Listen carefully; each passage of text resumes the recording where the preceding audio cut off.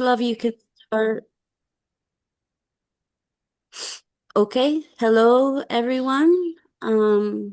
Welcome to Lyotard and non-human language in the age of LLMs with Ana Longo. My name is Melissa Martinez. I'm in Colombia, and I will be your moderator for this session at the New Center for Research and Practice. About the seminar, large language models present us with a new and shattering perspective on language that forces us to put into question our assumptions on the meaning of terms such as thinking and speaking, as they are traditionally linked to the idea of subjectivity. In this seminar, we will shed some light on what language is for neural networks through the lenses of Lyotard's anticipatory reflections on the emergence of non-anthropocentric conception of language. We will first introduce the view on language that emerges from Le Différend. To master language amounts to correctly enchaining words one after another, according to rules that depend on use, something that a statistical machine could do. From this standpoint, language is not the means of expression of a subject, but the subject is an effect of modes of linking words. We will then see how Lyotard develops this view in the exhibition of Les Immatériaux from Pompidou. Here, the philosopher was interested in computer technologies and the way in which they challenge the modern conception of language, as well as the status of the subject. The beginning of the internet era, which the philosopher witnessed, invites us, in fact, to rethink the role of humans within an ontology in which everything, including humans, is a more or less complex interface in the global communication network. Finally, we will consider the conception of language that follows the process of vectorization and embedding that allows today the development of large language models. We will see how current natural language processing technologies achieved the non-modern and non-anthropocentric way of conceiving language that Lyotard was invoking while subverting his expectations. We will discuss the promises and risks implied by the vectorization of language. In particular, we will question the social and political consequences of the uses and abuses of the automated system for linguistic production. Ana Longo obtained her PhD in aesthetics philosophy at University Paris I. She is a member of the Collège International de Philosophie Paris. She has taught at the University Pantheon Sorbonne and Cal Arts, and is an instructor at the New Center for Research and Practice.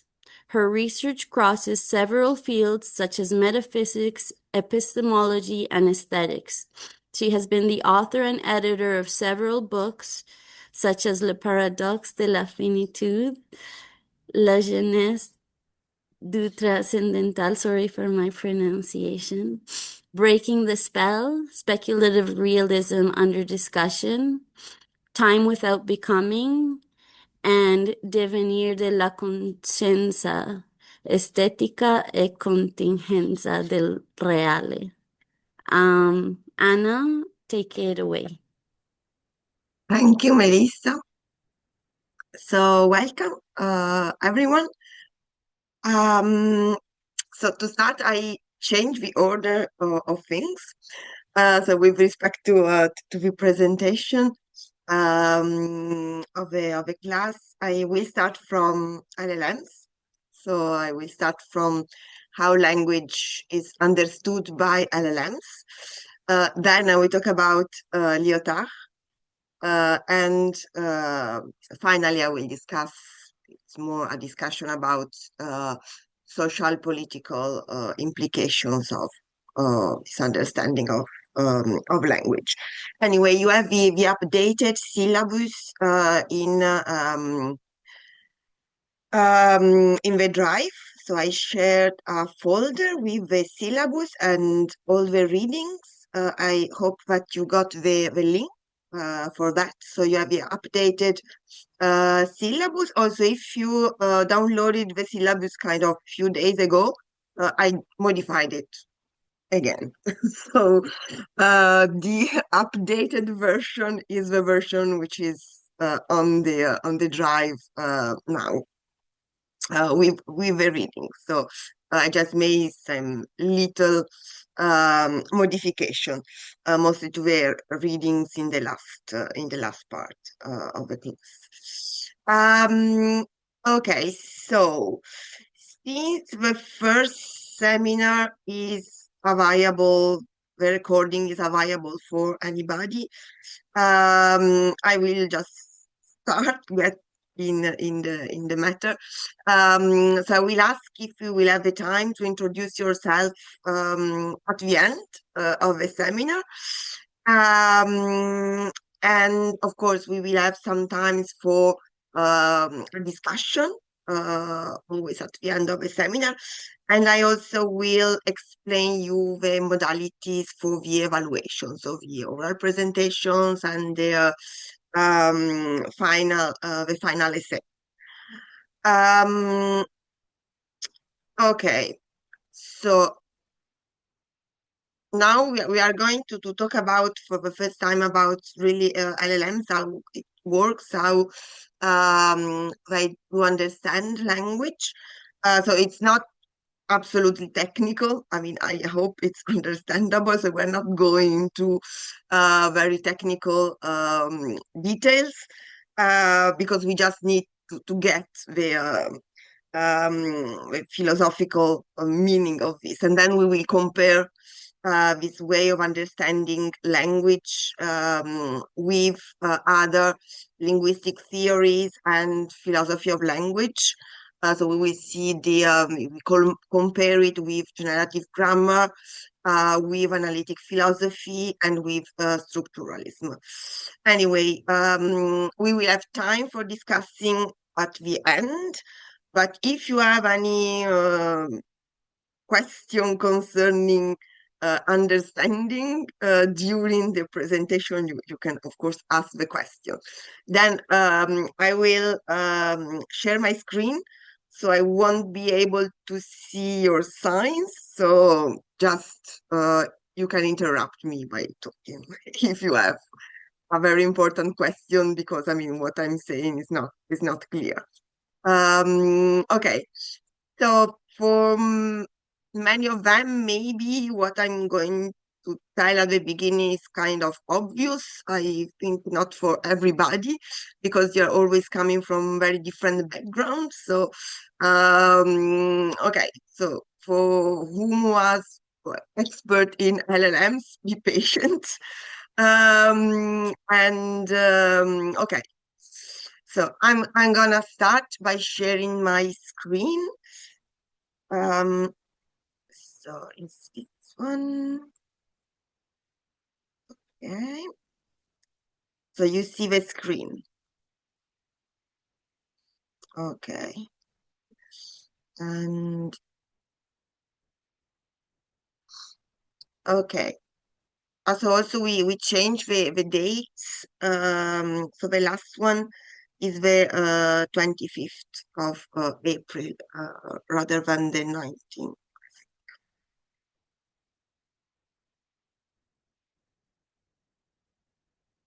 Okay, so we start by defining with a definition of large language models.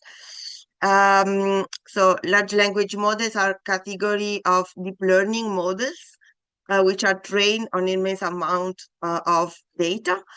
And they are capable of understanding and generating natural language and other types of content to perform a wide range of tasks. And LLMs are built on a type of neural network architecture, which is called a transformer. So we will see the transformer is what makes the difference in LLMs. with respect to the previous model for natural language processing. So of course, large language models are part of a big family of machine learning, and in particular deep learning. So basically, the mechanism is the same. So it's a neural network with some specific features. And of course, large language models are part of a family of generative artificial intelligence, which is the artificial intelligence which is able to create original contents. So large language models can create and we are using them every day for many different. So I think that they are part of our life, now. Okay, so the training of these systems starts with massive amounts of data. And these data are books, articles, website, code, and all the possible text sources. Of course, these sources are cleaned a little bit, processed. So we have to prepare the data before feeding the machine. So during the training, the model makes prediction across the millions of examples. So it's the same thing for all the neural networks. So it's a method which is called deep learning. So there are no labels on the data.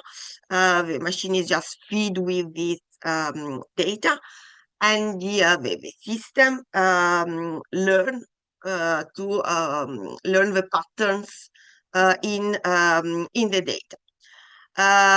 So during the training, it has to make prediction, and thanks to this loss function, which quantifies the errors of a prediction, the machine can learn, so it can set the parameters. So there is an iterative cycle of making prediction and updating the weights of the model, which are the parameters.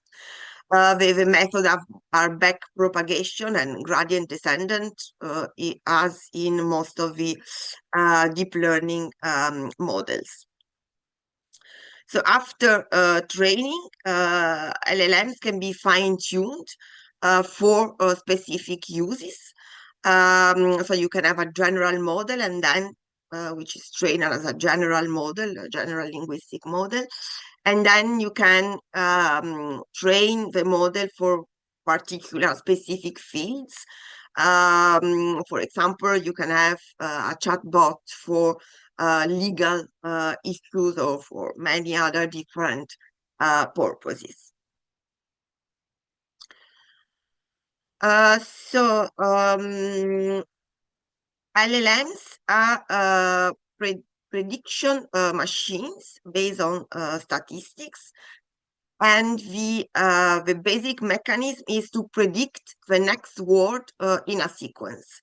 So an LLM, like for instance ChatGPT or all the others, are not thinking of a text as a block, but they are just producing the text word after word. So they are just predicting the next sequence. So when they write a sentence, they write it word by word. So they add a word, then they recalculate, and they add another word. They recalculate, and they predict the following word. So it's basically a matter of predicting a word which completes a sentence. So the way that a language model behaves is determined by the parameters or weights of the system. So when the system learns to find the pattern. So during this learning, the parameters are sets, the weights are sets. What make a large language model large is the number of the parameters. So the large language models have hundreds of billions of these parameters. And in this image, so you have the different comparison between different large language models with a number of parameters, and you see that they are increasing exponentially. So parameters at the beginning of learning are random, but then they are repeatedly refined based on the training. But this is the same process now for all the neural networks. And of course, we have a mechanism of backpropagation, as we said, which is the same, which is used in other neural networks. So we have this pre-training. So in the pre-training, the weights or the parameters are set. So the machine is ready to make predictions. But of course, there is also a human feedback after this pre-training. So just to verify, so the machine learned to make the predictions, but there is a verification, and this is called reinforcing learning with human feedback, just to check if the answers are correct, if we can accept the answers, if there are some answers which are dangerous. For instance, there was this experiment asking ChatGPT to how to make a bomb, and the system, the model, gave a recipe. So the human feedback is important to avoid this kind of answers, so the unwanted answers. Also to, for instance, for all the political questions or religious question, or if you ask, for instance, which is the absolute God, the system doesn't answer this question. It's like, I cannot give this question, and it's very diplomatic, in some way, on delicate questions. So all this is part of this learning with human feedback, which is to guarantee that the machine is ready for use. So we have a history also of LLMs. So it's the history of natural language processing.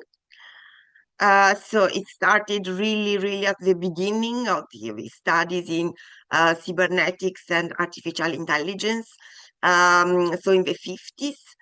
And it started, of course, there was no deep learning, there were no neural networks.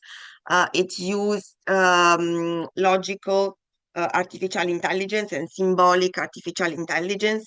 So it was a matter of providing the rules of logic or the rules of grammar to the machine, and then to deduce, to have a deduction of the of language, of sentences.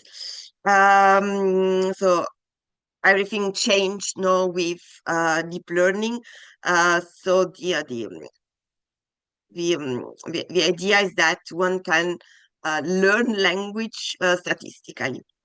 So without knowing any rule a priori, any grammatical rule a priori, but just statistically. So it's an empirical way, if you want. And in fact, the models now based on this logic or symbolic artificial intelligence didn't work. So in the 60s, the research was So an important shift came in the 2010s, and there was the introduction of neural networks and the introduction of word embedding. So also this vectorization of language. So words were represented as vectors in a continuous space. So we will see later what this means. So we see this process of vectorization, what this means, and also the features of this vector space, which is the space where these vectors are embedded. So that was a really important advance. So we have models like word2vec and glove. So for instance, in the folder that I shared, you have a reading from Jean-Louis Gastaldi, and is referring to these previous models. So the text is just referred to vectorization and embedding in this previous model, word2vec and glove. And the text does not take into account the more recent development, so the architecture of a transformer, which characterizes LLMs. So if you read the text, it's really interesting to understand vectorization, to understand embedding. It raises very interesting questions, so philosophical questions about the meaning of language, what language is for the LLMs. But just to be clear, it's not referring to LLMs. There are some differences, but we will see. So LLMs developed starting from 2017, which is the year in which transformers were introduced. And then you have many different models like GPT, BERT, and all the different versions. No, so the important thing is the transformer, and there is also a seminal paper, which is really important, which is called "Attention is All You Need." And is the paper which explains the importance of the architecture of a transformer for the large language models, so for the natural language processing. So we can say that this 2017, the year of introduction of the transformer and of this mechanism of attention, which is a mechanism which is linked to a transformer. Transformers marked a really important date in this story of LLMs. And now also we have new models, which are maybe more efficient than the LLMs that we have now. So they are trying new models like Mamba models. But I really don't know exactly how they work, so I didn't study that. But maybe there is a new part on this in this story, a new episode, which will be added soon. Okay, so let's start from the definition of a word vector, which is really important. So you have different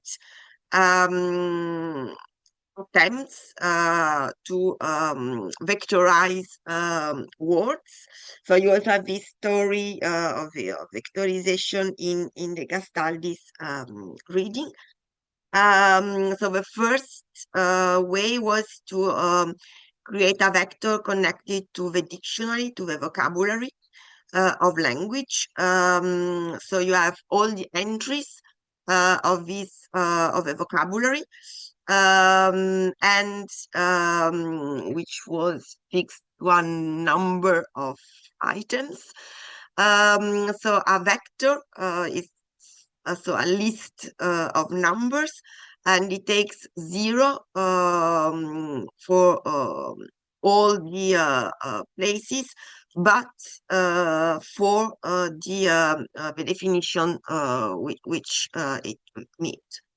So, for instance, if you have the word queen, it has a 1 in the position of queen and 0 for all the others possible definitions. It was a way to do this, but it was really poor, and there was no way of comparing this vector one with the other. So the only thing was to make a difference between a word and another one. So it was just able to say that queen is not king, a queen is not man, etc. But it was not possible to compare this vector, so to understand really the meaning of these vectors. So you have an important progress with models such as word2vec, which is a distributed representation of words. So you have a vector which has several hundred dimensions, which is a lot, but it's not still the number of dimension of our contemporary LLMs. Each word is represented by a distribution of weights across the elements. So, for instance, if you go back to our example, as you see in the picture, if you add the vector for king, it has a lot of value, a lot of weight in the dimension of royalty, a lot of weight in the dimension of masculinity, and for instance, he doesn't have a lot of weight in the dimension of femininity. If you go in the vector for queen, you have a lot of royalty, you don't have masculinity, you have femininity. And the same for vector of woman, which is characterized by a lot of weight in femininity and less weight on the other dimensions. Or princess, where you have femininity and age and royalty. So this way of encoding the words was really interesting because it allowed for comparing the vectors. So in some way, the meaning of the words was encoded in the vector. So by just reading the vector, the machine was able to understand in some way the meaning of a word, thanks to all these dimensions. So a vector is multi-dimensional. So any of these aspects which are considered by the system, which are several hundred dimensions, any of this is a dimension of the vector. So you have to imagine them in a space where you have an axis for any dimension. So here, for instance, you have a four-dimensional structure, but we will see this better in a picture later. Okay, so a vector represents in some abstract way the meaning of a word. The interesting thing is that it's a list of numbers, so it's possible to make calculations on this list of numbers. Then, of course, in order to create these vectors, there is all the training, the learning process. And for instance, one of the first ways to understand the meaning of words, so to create these vectors, was to compare the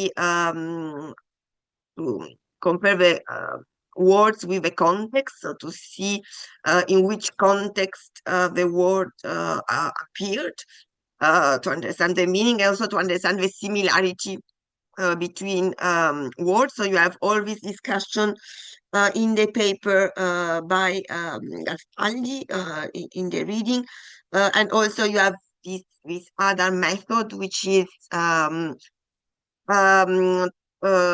create linear equations in order to discriminate context. So the idea is that you have words which appears in similar contexts, and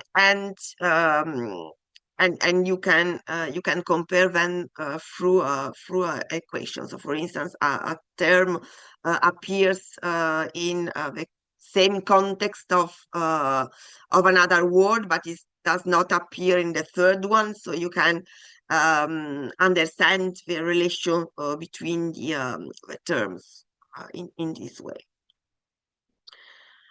No, so for instance, you have some of these words which are these contexts.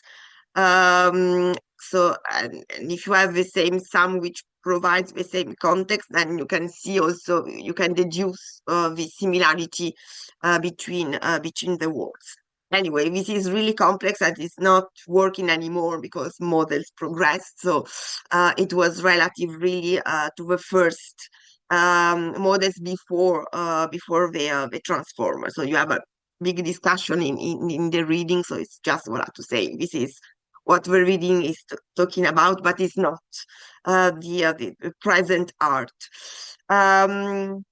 So what is interesting about vectors is that they are able to get differences in meanings. But of course, vectors are lying in a multidimensional space, so we cannot see them because we just see things in three dimensions.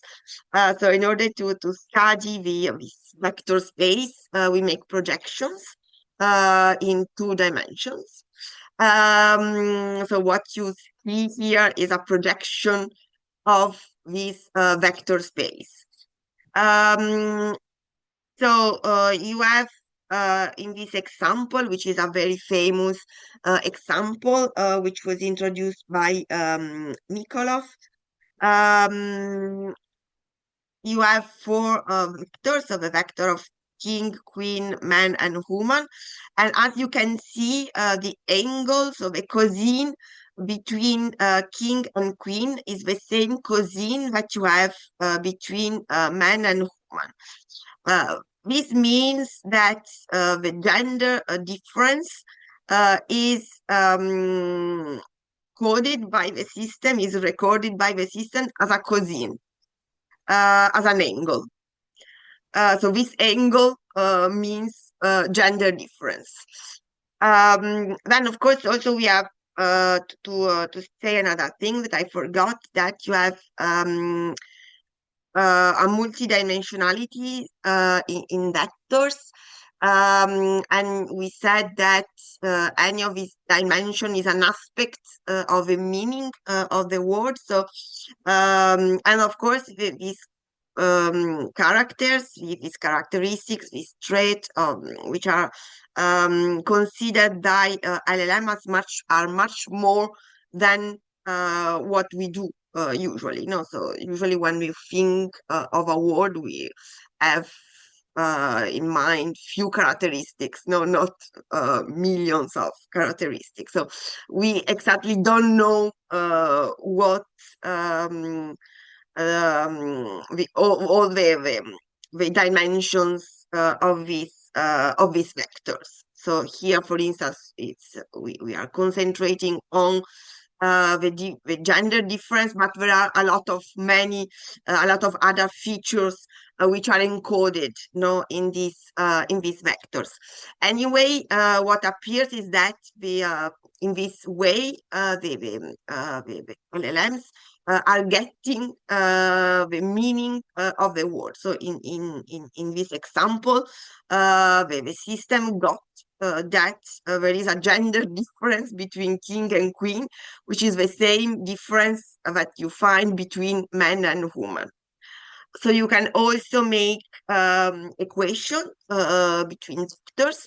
So for instance, if you take the vector for king, you subtract the vector for men and you add the vector for woman, the result is the vector for queen. So it's all mathematical operations, and the meaning is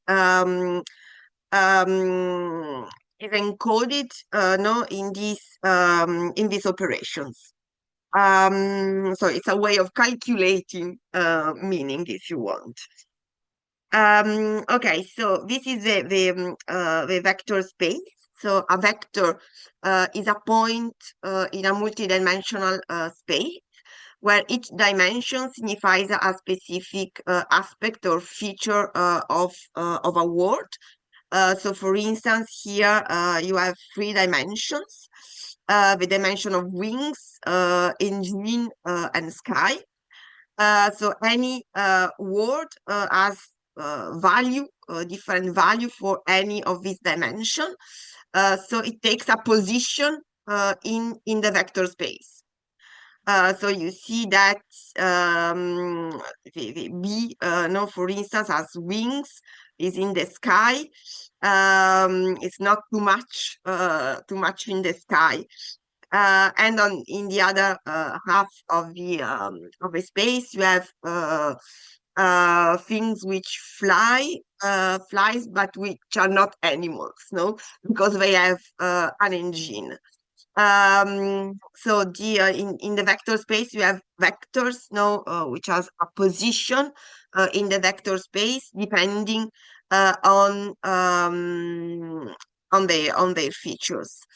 And of course when you have words or vectors which are close to each other in the vector space, these words are similar in some way. So there is a semantic similarity between these words.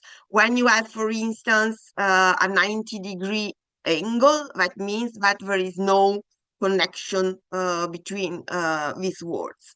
When you have 180 degrees, that means that they are opposite. One is the opposite of the other. So all the words that the system learned are displayed in this vector space. So they are embedded in this space. And this space has the capacity of catching semantic properties of the words. And of course, the semantic properties are not definitions, but the semantic properties are a derivation of the difference of the relations between words.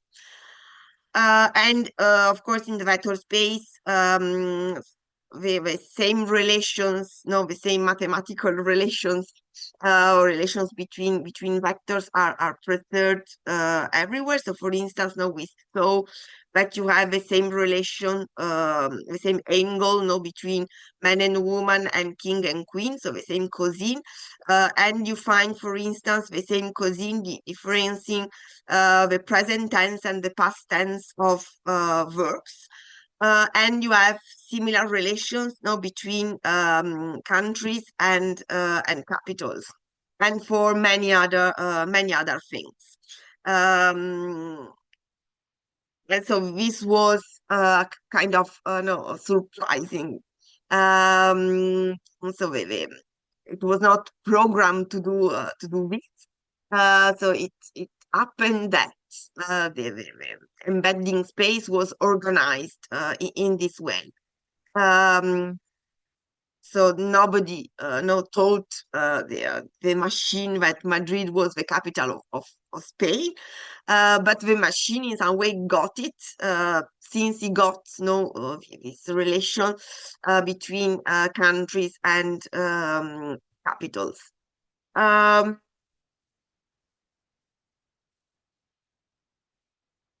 So So if you see now the embedding space complete, well, it's possible to see the complete embedding space or vector space. Anyway, you can, it's a sort of multidimensional space with points, and any point is a word, is a so is a word. And all these word, the positions of this word depends on the characteristic, on the traits that the system learned. So it's a way of ordering the vocabulary in such a way that if you ask a question to the machine, the machine can select a specific zone, a specific region in the embedding space.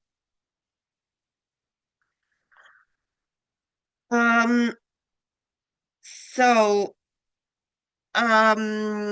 the we are now talking about LLMs. So the embedding space basically works in the same way. So you have vectors in an embedding space, in a vector space. But vectors in LLMs are not vectors for word. They are vectors for tokens. So the large language models tokenize words. So they break words in smaller units. And then they work with these parts of word. But sometimes it's a whole word, sometimes it's a part of a word. So it depends. So, for instance, if you have an adverb, it splits, the root from the part which is meaning the adverb. So in. Anyway, so for the machine, the tokens are kind of empty signs. So at the beginning, they do not have any meaning, and the system, the model, attribute semantic information to these elements during the training. So when you provide a prompt to the machine tokenize it at the beginning. So it break the sentence in smaller parts, which are vectors. So there is a vector for any token, and these tokens are embedded in the vector space. So the other novelty is the transformer. So they are the main structure of LLMs. And they are used to capture the context for the next prediction. So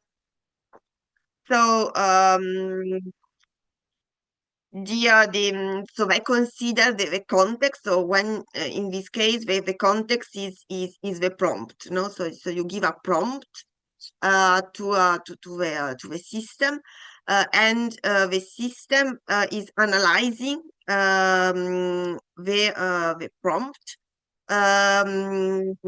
So the in order to give the answer, but also this means that when the system is writing longer sentences or is writing a long text, is considering the sentence that he wrote before in order to write the sentence that he is writing. And the idea is to be able to compare any word or any token in the sentence with the other tokens in the sentence. So I will explain all this more in details in the next slide. So for the moment, we see that transformers are part of neural networks. So basically they work as neural networks. So the idea is that they receive a vector as an input, and the output is another vector. So any artificial neuron in the system receive a vector as an input, and the output is a vector which will be elaborated by the following neurons in the net.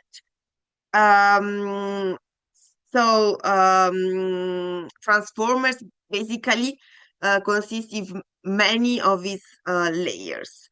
And what the transformer is doing is transforming the vectors. So it takes a vector as an input, so the tokens which are in the prompt, and it transforms these vectors thanks to the context analysis. So it's just not considering the embedding space, the part as the good way of understanding the meaning, but it's specifying the meaning with respect to the words which are close to the word which is considering in the context, so in the prompt. So for instance, if you have words which are synonym, like for instance, bank as the institution, the monetary institution, and bank as the river bank, the system will be able to understand that it is another vector, two different vectors, it's not the same vector, no? So it will, the attention system is able to modify the vectors. That's the reason why it's called a transformer. And of course, you have many layers of transformer blocks. Transformers, as we said, were introduced in 2017, and they are useful now for this mechanism of self attention. So it allows to pay attention to different tokens at different moments. So it makes a selection of the words in the prompt, which are more important to understand the meaning of the sentence. And the model assigns weights to each relationship between tokens. So for example, you have a previous model. So in the previous model, you had the prompt, and the system was just creating a vector for any word without comparing them. So it took just the standard vector for any word. The transformer, on the contrary, are able to modify the vector with respect to the context. So the idea is that in order to create a vector, they compare this vector with all the others. So to understand the context. So for instance, if you use the word bank as bank institution or as the river bank, or other synonymous words which have different meanings depending on the context. So the very first step is to assign a vector to any word or any token in reality. So we are just using complete words just because it's easier to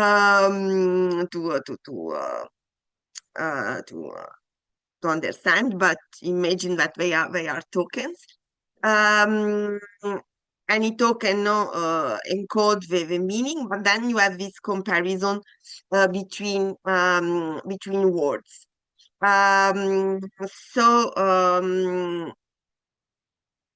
What you have here, you have the example, so you understand that the vector for bank in the context is not the institution, but is a river bank, so it modify the vector thanks to this attention mechanism, and the same for all the other tokens, no? So it specify the meaning, so for depending on all the others. So what the transformers does is to transform the vectors. So as you see here now, it starts with this vector for bank. then he understood that maybe it's not this vector, but it's the river bank, which is totally different as embedding. So it has a different position in the vector space. And then he understood also that it's the beginning of a story, you know. And it does this for any vector. So it's really able to get very uh, small differences in meaning. Also, you can understand, for instance, if you are talking ancient English or you are talking modern English or if you are talking slang. Um, Thanks to this comparison. Okay, so then after the transformer, you have another part, which is a multi-layer perceptron, which is, as always, no layer of a neural networks, layers of neural networks, and you have this mechanism repeated. So you have the tokenization, the embedding, then you have the attention block, which is made with perceptron and the mechanism of attention, and you have many blocks until at the end of this process, you have the output. But before the output, the vectors are transformed many times to refine the meaning, to refine the position in the vector space. So at the end, the last layer of this neural network perform the prediction, so the prediction of the next word. And of course, it's a probabilistic prediction. So you have many different options, which are evaluated by the system. For instance, by jumping to they can be the water, but can also be the river. Of course, if you choose river, you have a repetition, so it's not very good. You can have lake, etc. So it's a prediction among different possibilities, and there are probabilities now which are attributed to anyone. Then when you have so when I think you notice that given the same prompt, you don't always have the same kind of answer. The reason is that there is a variable which is called temperature. So it's a setting of the system. And it allows the system to choose not only the most probable guess, but also other guesses which are a little bit less probable, but in any case, words which are very close in the vector space. And this allows the system to diversify the answers. Of course, if the temperature is too permissive, at a certain point you talking nonsense. So it's important to set this temperature in the right way. It's talking nonsense because in order to guess, so it gets the first word, and then to guess the following one is just recalculating, starting from including the word that is just added. So if he adds something which is not so good, then the next one is less good, and so forth.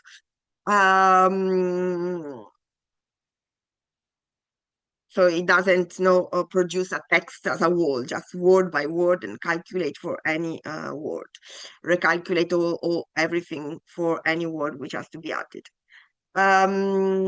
Okay, so to make a summary, once trained, large language models work by responding to prompts, by tokenizing the prompt. converting it into embedding, so in vectors which are situated in a vector space, and using transformer to generate text one token at a time. So this process no, is called inference, and is repeated until the output is complete. So of course they are really, really fast in doing all these operations. As when you ask a question to a model, you have in few seconds uh, a whole text, no? But it's really working one word after the other one. Okay, so let's see some philosophical considerations about that. But before going into this, I just go to the toilets 1 second and I'll be back.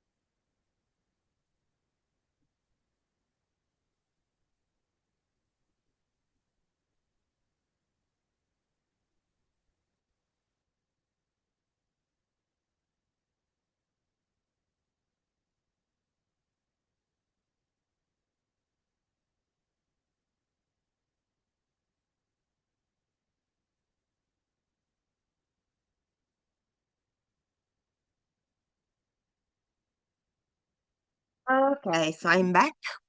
So some philosophical considerations.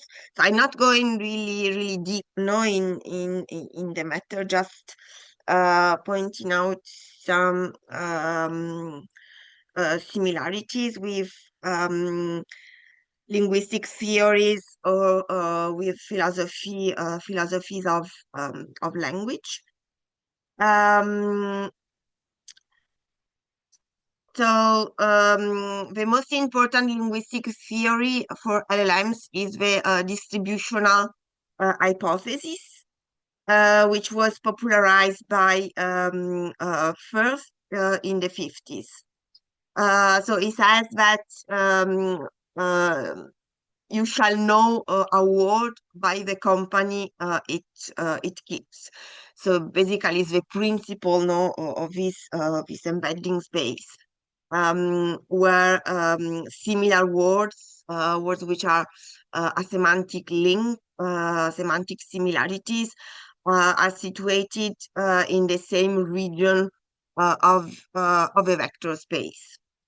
Um, so, in this view, words don't have definitions in a dictionary sense, but their meaning is defined by the words that appears no, around them in the text. So as we saw at the beginning, it was a matter of exploring text and see which words appear no, in the same context.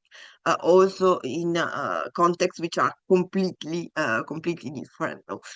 Anyway, it was a comparison between words and context. Um, so, the idea is if two words appear in similar contexts, their coordinates will be close together in the vector space. Also, what is interesting to note is that LLMs learn language without experiencing the word, but just statistically from text. So they do not derive the meanings of word from their representation, from the referent, but from the use. So they learn language just by studying language. They for them there is no a word outside language itself. So a word does not mean is not referred to an object in reality, but a word is just something which appears in patterns with other elements. So the idea is that you have patterns in language, um, and you have also recurrent patterns, no? So in language. So it's a different way of conceiving meaning, so which is totally detached from the idea of a referent. So they do not, for LLM, language is not something which has the goal of mapping reality. It's other reality which is an effect no, of language, of its patterns in language.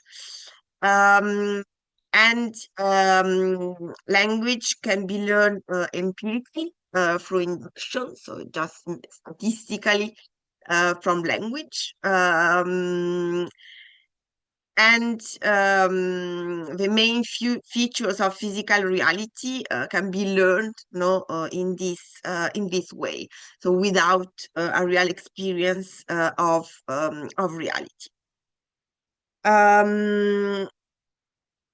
So for instance, you have something which is challenging the idea of truth as correspondence with facts. There are no facts for LLMs, just language. So truth is not a matter of matching reality. Truth is rather a matter of positioning the vectors in the right place in the vector space. No, so it's related to these patterns.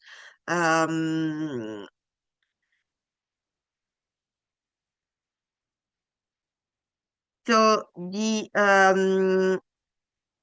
concerning this philosophical consideration, we also have to mention that LLMs are challenging generative grammar. So generative grammar is a linguistic theory which was introduced by Chomsky in the 50s. And it regards grammar as a system of rules that generates combinations of words. So you have it's not grammar like the real grammar. It's a kind of modified grammar. Anyway, for Chomsky, there are these rules, deep rules in language, and by applying this rule, you can produce sentences which have a meaning in a given language.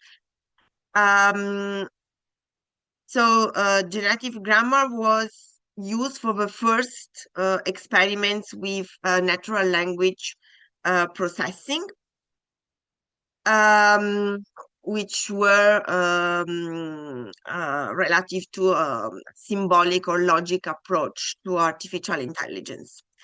The idea is that if language follows mathematical rules, as this generative grammar suggests, then it's possible to code it.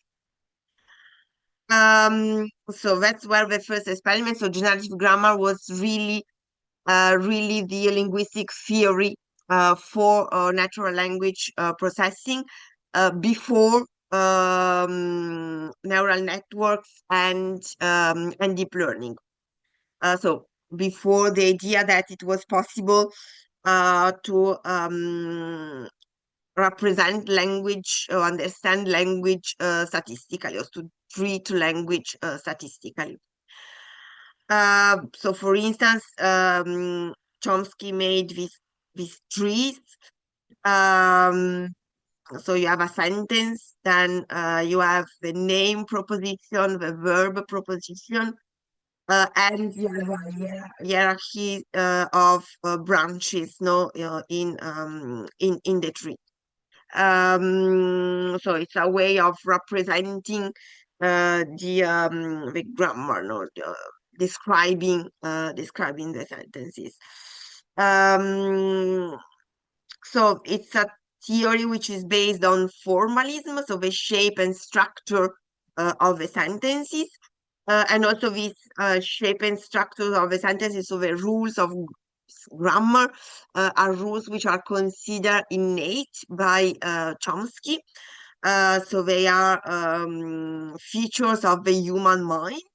They are also very general, so there are the deep rules of grammar which are shared by all the humans. So in all the languages you find the same deep structures of grammar. Um, of course, there are differences between languages, but at the less important levels of the trees. Chomsky focused on formalism, and LLMs today are more aligned with functionalism, and according to functionalism, the structure of language is shaped by its communicative function. So there are no a priori rules, but rules comes from the use of words. So there are conventions which are established. To establish a convention, so establishment of a convention is something which is not necessary. So you can have different conventions. Conventions stabilize because of the number of people who are following them. So it's a way of spreading habits. It's a way very empirical perspective. So LLMs no, are trained on what humans actually said. They do not know rules of grammar. So they are not programmed, no, to say what a grammar book says is correct. But they are trained to say something which is acceptable for people, something which is in some way conforming to conventions, linguistic conventions or linguistic habits. So the idea is that grammar rules are just the description of habits in language. So it's not something which is a priori. But grammar rules are the description of the most common habits in a language. It's a way of fixing the rules after they have been created through an empirical process. So this also allows LLMs to mimic different styles. So it does not recognize an official grammar, but it learns different styles. For instance, Victorian prose or different kind of slangs, etc. So it's really a matter of reflecting the function of language in training data. And this is really amazing also, no, this capacity of imitating different styles. Of course, no, different styles depends on the on the vector space, no. So when it detects, for instance, that a sentence is a sentence in slang, all the vectors is kind of selecting a subregion of the vector space, where vectors are oriented slightly differently than the subregion for Victorian prose, for instance. No, so it's able. So this embedding space is not just something which is fixed forever, but it's which is simple in some way, but it has a lot of subregions, and so it's really articulated. So it's really able to get very small differences in meaning. Um, so LLM's conception of language has also many points in common with analytic philosophy. First, with Wittgenstein. So Wittgenstein said that the meaning of a word is its use in language. Um, so, but this is not so for Wittgenstein. Is not Wittgenstein theory is not the same as first distributional hypothesis that we saw before. So this distributional hypothesis is kind of really simple, and but the way in which LLMs conceive language is richer than this just statistical distribution, and it is more similar to Wittgenstein, in particular to Wittgenstein's idea of language as a game, so of language games. So as we said before, LLMs are able to make the difference between styles, to tell styles apart. So it's like they are able to play different language games. So they are able to understand how to use a word in different games. So to speak or to write is to choose terms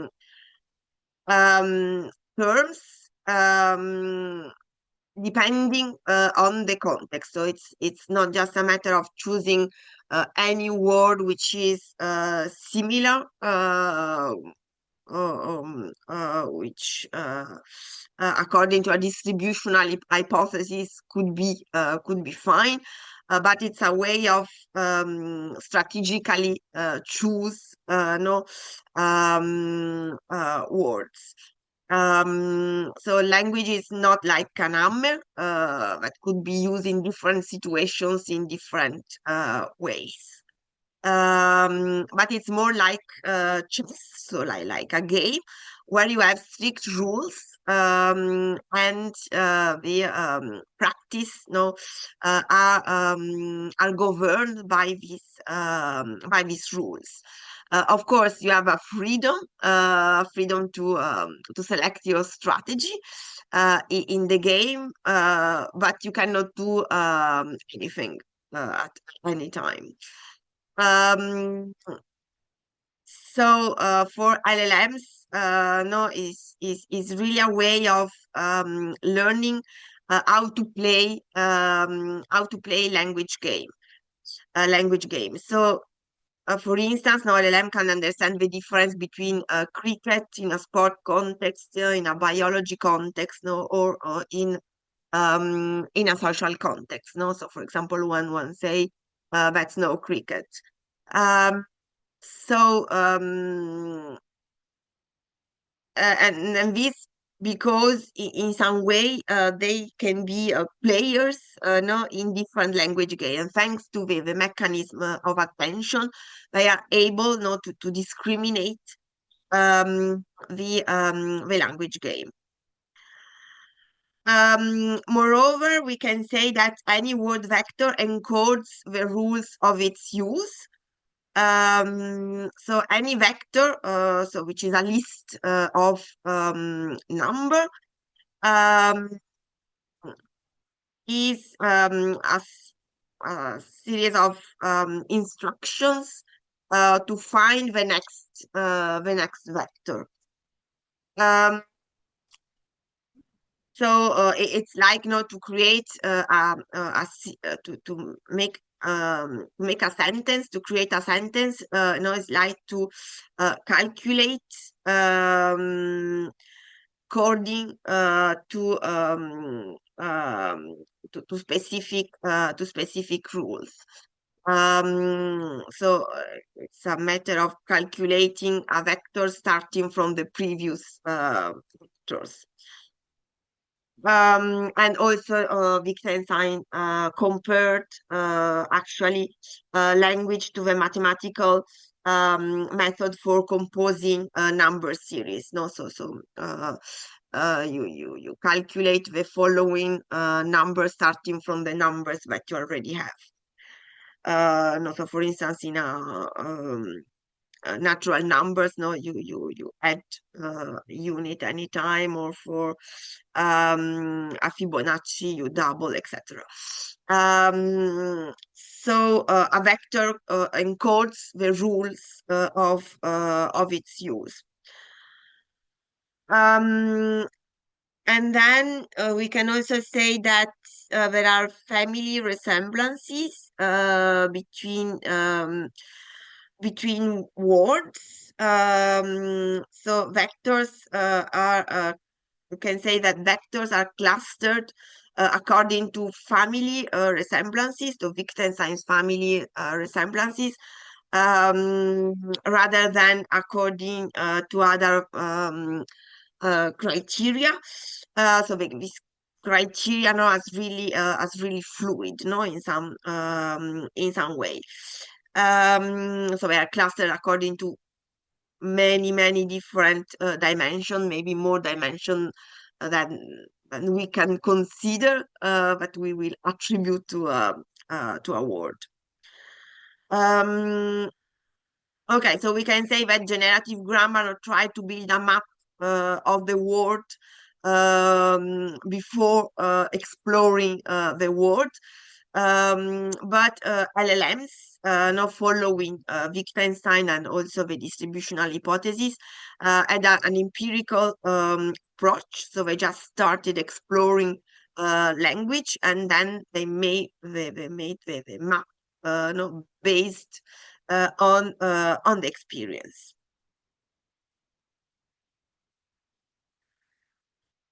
Then concerning analytical philosophy, there are also similarities between the vector space and Wilfried Seller's space of reasons. Of course, these similarities are really debated. So we will see in the last section. We will see the paper now, which is called Stochastic Parrots, which calls the LLM stochastic parrots, meaning that they are not actual players in the space of reasons. Anyway, there are some similarities. So Sellers now is famous for attacking the myth of a given. So the idea that we see the word and the idea for Sellers is that to know something is to place it in the space of reason. So it's a way of situating concepts in a space where concepts have relations between each other. So in some way, we can compare the space of reason with the embedding space of LLM. So for instance, for Sellers, now say that the sky is blue is a commitment. So if one says that the sky is blue, one has also to believe that it's not green and that light is present. Now LLMs are able in some way to do that, so there is a coherence in what they say.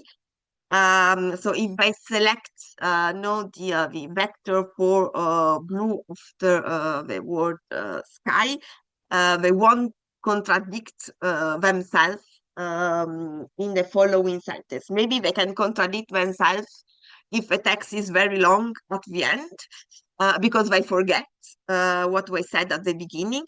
So there is a window of memory. Now it's kind of extended, they are not able, for instance, to read a book and to remember the beginning of the book when they are end. So if there are incoherencies, it's because of this window. Um, but usually, if the reasoning is sufficiently short, they are able to be coherent, to not contradict themselves. So the selection of a vector entails the impossibility of using vectors which are not logically, which must be logically excluded.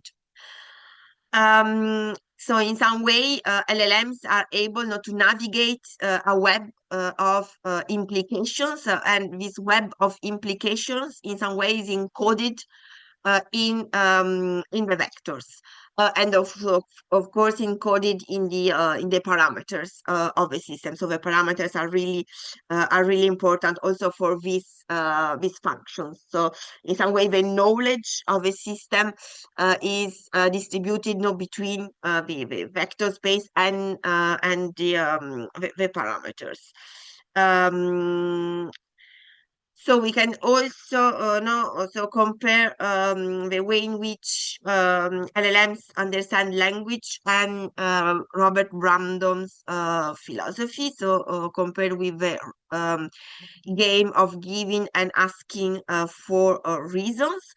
Despite, of course, it's really there's no agreement about this. So the LLMs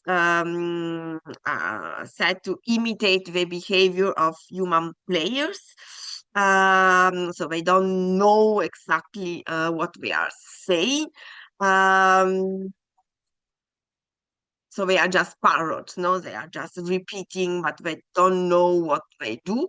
And basically, it's true that they don't have a consciousness, so they don't know what they are doing, and they don't know why they are doing what they are doing.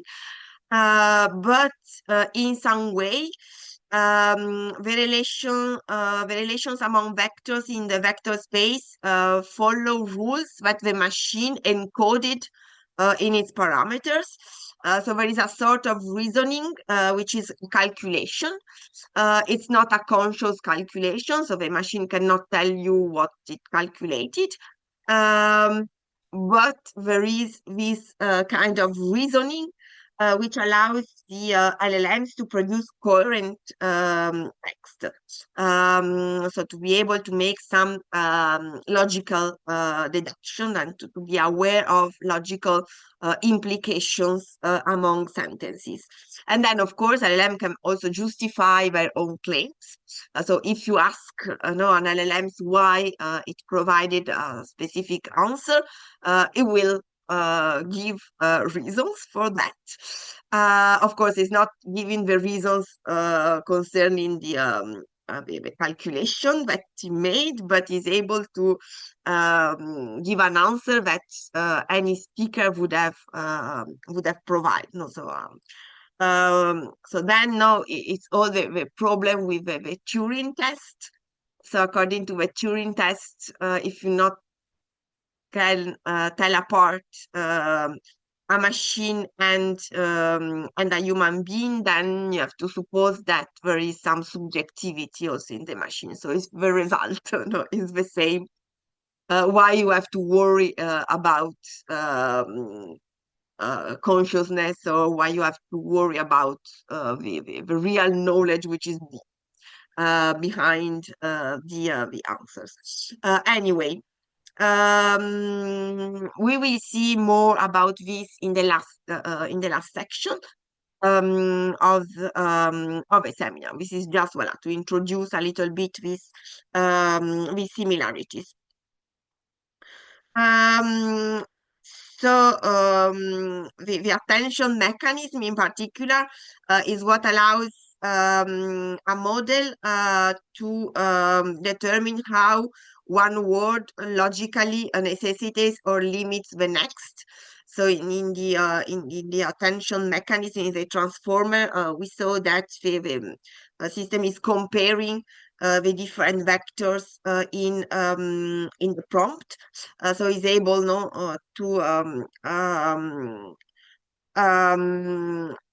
to see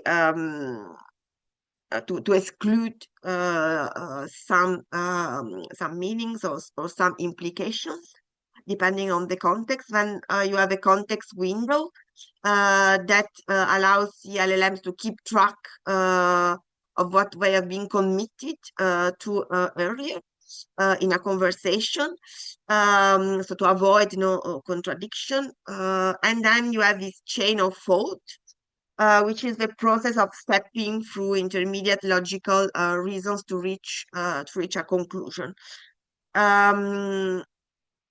So in some way, there are similarities between the space of reason and the vector space of LLMs. Then finally, we have a comparison with structuralism. So structuralism was really, really important for LLMs, but it was also really, really important for the theories in analytic philosophy. So basically, structuralism introduced this idea that meaning arises from the relationships between elements. The structure, in structuralism is a sort of grid where you have different signs, and these signs are defined as a whole system of differences. So it's the relation between these signs that produces the meaning of these signs. So this principle now was stated by Ferdinand de Saussure. Moreover, for the structuralist, signs are arbitrary in the same way as tokens are for LLMs. So for instance, now in different languages, you have different signifier to designate the same object. That means that there is no necessity that links signifier a word with an object. You can choose whatever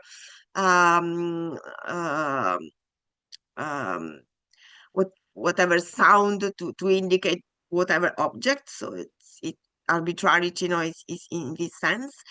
But of course, although you have different ways of designating the same thing in different languages, the different terms, so for instance, tree in English and arbre in French, these two vectors have the same kind of relationships with words in their own structure. So you can you can see that there is the position of the vectors in the embedding space is the same for tree and for arbre. in the two languages, and LLMs are able not to do that because they can translate languages. So the way in which LLMs make translations is by comparing the vector spaces of languages. So to understand really the structure of languages. Then structuralists discriminate between the syntagmatic and the paradigmatic axis. So the syntagmatic axis concerns the order of the words in a sentence, and the paradigmatic axis concerns the words that you can substitute with each other. So for instance, I can say my house and your house. My and your can be substituted, one with the other. And LLMs pay attention to both these axes. So, for instance, in the attention mechanism, they pay attention to the way in which words influence each other in a sentence according to their position. And when LLMs make a prediction of a word, as we saw in the picture before, they establish the probability for different options. And these different options are all words that can be in some way substituted one with another one. Then there are also differences with structuralism.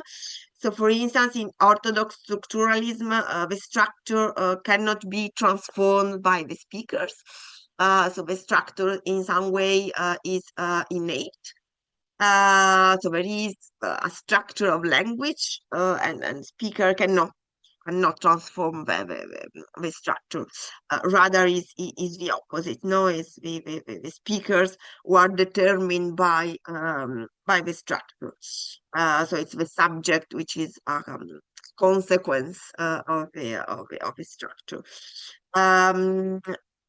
On the contrary, for LLMs, the vector space can be modified by speakers because it's statistical, so no problem. They are just conventions. So um, so there is no this absolute structure, but the vector space is really plastic. It can be modified at any time, depending on texts which are available. Um, um, Moreover, the structure for structuralists is composed by binary oppositions between among terms. And on the contrary, in the vector space, you have something which is much more fluid and diversified. So vectors can get degrees of resemblances. Now, so we saw that the semantic difference is encoded now in the cosine, in the angles between the vectors, and so in the angles we have degrees, no? So it's able to get something which is richer than the structuralist binary oppositions. So we can say that LLMs are in some way structuralist in the way they map language as a system of relationships, but they are also can be said also to be a post-structuralist. So post-structuralism, like for instance Derrida, no, argued that the meaning no, is always shifting and unstable. And basically that's true for LLMs because they map no, of language. This structure is built no, on human internet data, on real text written by humans, conversations, and whatever. So the meaning of the words is really something fluid, no? And we also said that the LLMs are available to modify the orientation of the vectors. Um, in a smooth way. So and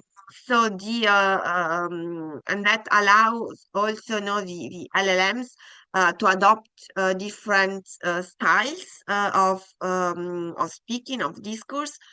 So an LLM no, can be well, the helpful assistant, but it can also write as a scientist, can write as your friend, can write, you can adopt you know, many different styles, also different older styles, etc.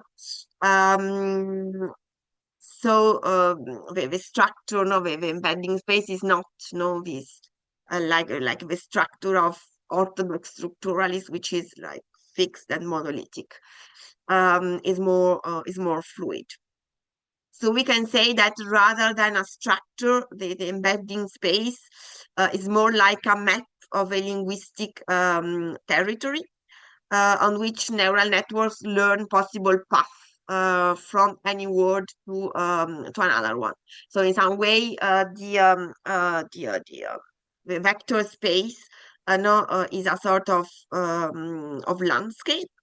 And when you provide a prompt, no, you tell the LLMs where to start the embedding space. So you define a point of departure in the embedding space, and you also ask you know, for a destination in some way, a destination and also a type of journey, which is a kind of discourse, the style that you want.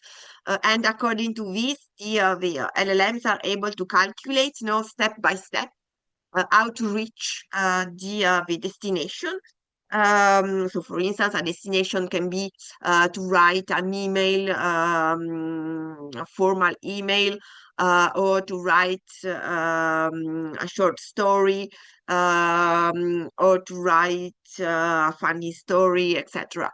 So according no, to this, you identify a starting point in the vector space, and the system is able to guide no, the person to the answer, to the point, to the destination.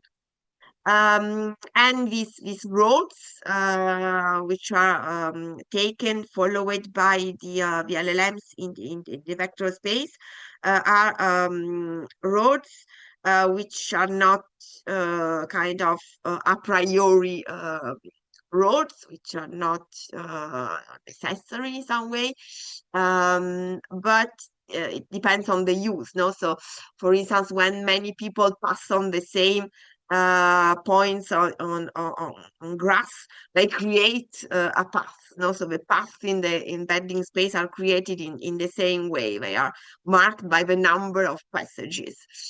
Um, so the prompt, you know, is at the same time a starting point in the embedding space and a series of instruction to the destination, and any word which is added by the system it's added you know, to the instruction to how to reach the destination. So anything can be calculated in some way. So it's calculated, but at the same time, it expresses a kind of freedom of strategy, like in Wittgenstein language games. So what we will see next time are basically the similarities with Jean-François Lyotard, Les Différend, the different. So Lyotard is a post-structuralist for many aspects, but is also inspired by Wittgenstein a lot. in his theory of the different.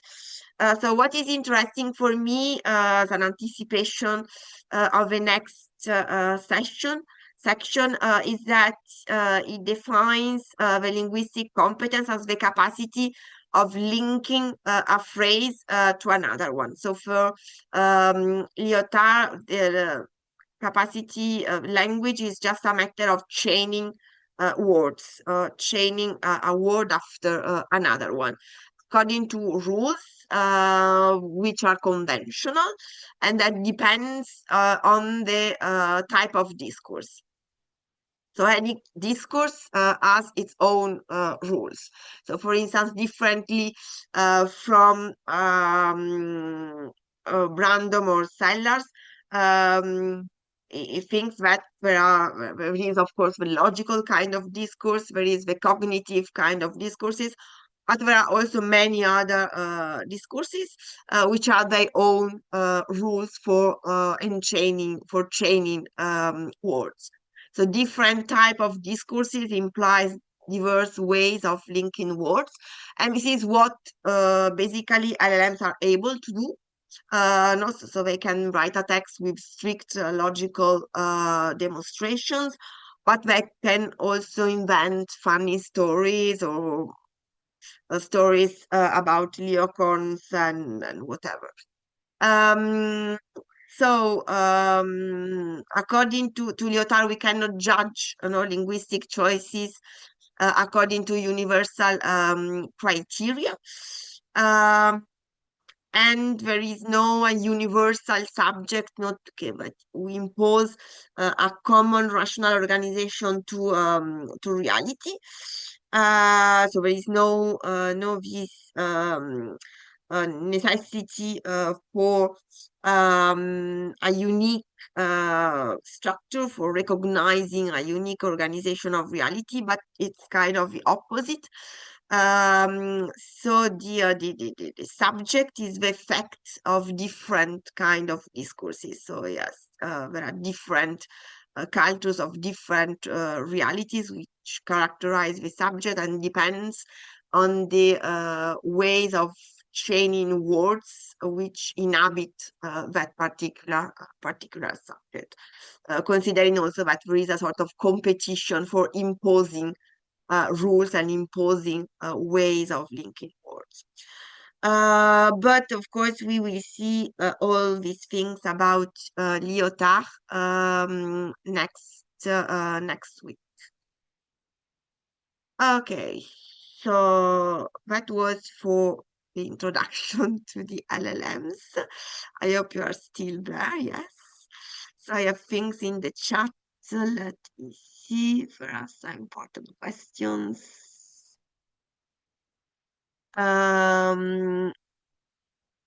Anyway, we can have a little discussion now, and we will just keep 10 minutes before we end, 10, 15 minutes before we end so I will explain you about the evaluation, the oral presentations, and the final essay, and other technical things. Okay, so if you have questions, you can ask your questions. So you also introduce yourself, so I start knowing you a little bit.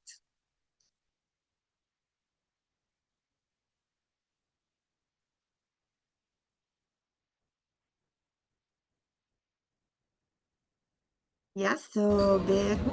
Yeah, hi. I will just start with my question. What I understand by this is that, I was interested actually in the relation between dimensions and word. I know that these dimensions have changed as the language models evolved, but still they are like weights and they are themselves are words. And I wanted to ask first whether these dimensions are like independent from one another or they are like codependently varied. Also, can we say that each word can also be a dimension for another word? Because Yeah, this is probably yes question, and so if so, I wanted to ask like how does a language model determine which are going to be on the background and be dimensions for the words that have to be in the answer to us. If we are talking about like chatbots, like how do these dimensions versus words discrimination emerge? Or are they like encoded? Like what is the process of that? I was kind of curious about that. The dimensions, basically, so there are a lot of things that we don't know about the way in which they process language. So a dimension is a characteristic of a word. So for instance, no, in the word queen, no, you have a dimension of femininity, etc. So they choose the dimensions. So nobody is telling them which are the dimensions. They just find out that they can describe any word with dimensions. So they just allow the system to have a certain number of dimensions that they consider. So it's the number of a dimension of the space. So they can have vectors with any vector can be defined by a certain number of numbers. No, we don't know exactly to what characteristic any dimension correspond, but any word is in the same embedding space. So any word is defined by the same characteristics. If the words do not have a characteristic in that dimension, so for instance, the dimension for flying, to fly, so the vector queen has a 0 in the dimension for flying because it cannot fly, but of course it's part of a vector. So any word is defined by these characteristics. Then we don't know how the LLMs choose the dimensions, and we don't know what all these dimensions are. So there are explorations in the embedding space, so they realize some features that we saw. But there are many things that we basically don't know, and it's all the knowledge that allows them to function. So there are things that they consider to be useful for performing the calculation, but can be things that are totally meaningless for us. Because of course the semantic thing is really evident because it's easy to see, the semantic relationships by exploring the projection of embedding space. But of course we cannot explore that for a dimension that we don't know.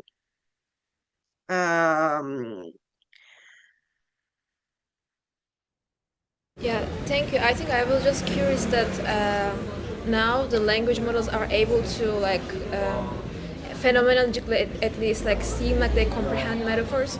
So sometimes in some cases the metaphors are extensively used in a wrong way. Like in a dictionary, it has a different correspondence, but in ordinary language, it's evolved with time. But still, the language model is kind of able to comprehend from your question, like which kind of a use you are looking for. So it can like give different values to like, oh, maybe I should look at the dictionary for that versus not the real conversations between people right now because the user is asking X, Y, Z. So I was like curious, like these this presentation I can understand for literal uses, but for metaphors and different stuff, how do they like change the dimensions and weights is like an enigma for me. So that's why Yeah. I Yeah, no, so that means that, for instance, at the beginning, a word which can have two different meanings or can be used in a metaphorical way, in the basic embedding space, so at the like the yes, the standard one at the beginning. So when we use the prompt, they put the prompt in this embedding space. They attribute standard values to the dimensions. So they put to the word a low value for the metaphorical dimension. Then we pass in the transformer. When the prompt pass, the vectors pass in the transformer is able to compare any word with the other words in the prompt. So it is able to understand from the context, so from the other words, if he has to correct the metaphorical dimension. So if he understands that according to the context, this vector has a problem, it makes a correction. So it's lower the weight for the dimension of the standard use, and it attribute a higher value for the dimension that correspond to the metaphorical one. So for instance, we have the word cricket, if he thinks that it's a sport, it adds a lot, it puts a lot of weight on the dimension sport, and you lower the dimension animal. Otherwise, you have one dimension, the dimension biological animal, which has a high value, and the dimension sport, which has a lower value. And this determines the vector itself, so the orientation of the vector and its position. Since any number in the vector corresponds to a coordinate in the vector space. So if you change one number, you change also the position. And changing the position, you change all the neighborhood, the region in the embedding space.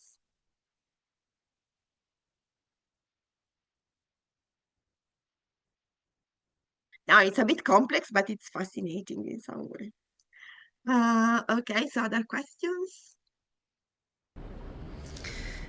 My question was about the structuralism format. Is that what gives this oppositional tone that a lot of LLMs have to express themselves? So it's like, oh, this is not water. This is the fluid liquid that comes from the stream. You know how it usually gives this oppositional response to prompts. Do you think in the future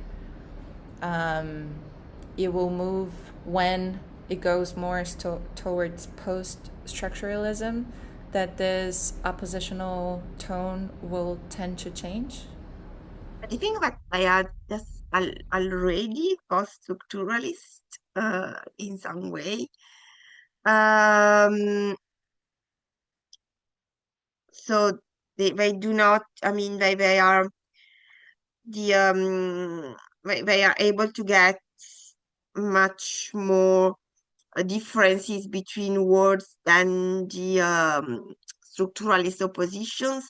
So the structuralist opposition is like, for instance, the word fork depends on the fact that we have a word knife and a word spoon. No, so the meaning, depends on its relations with other terms. But it's really simple, no, in structuralism. For LLMs, it's much richer, no, because we have multiple dimensions, and the transforming the vectors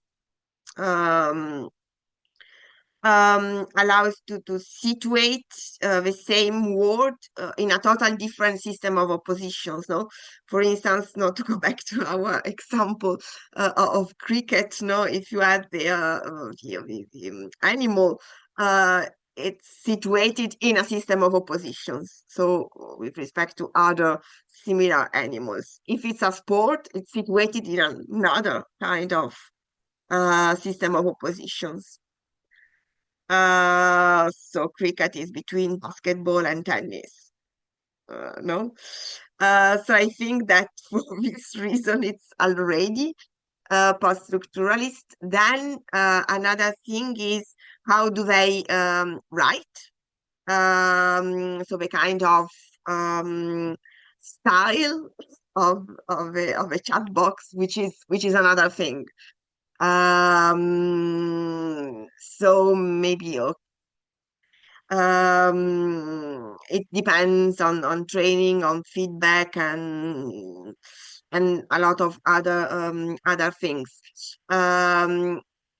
So we are not really looking at the style, so what they do right, what they do produce, but how do I understand language? No, so maybe the fact that they can write oppositions or things like that in what they write. Yes, it's another story. No, I think if it was the question.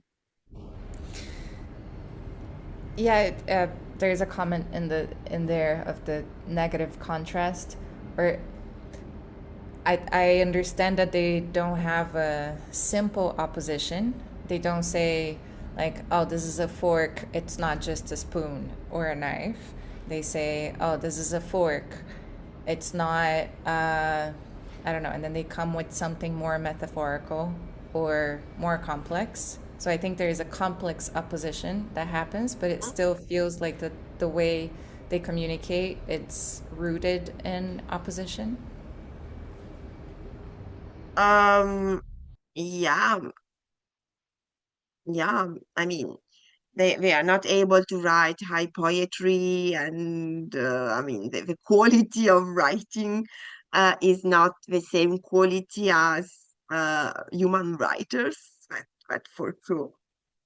Then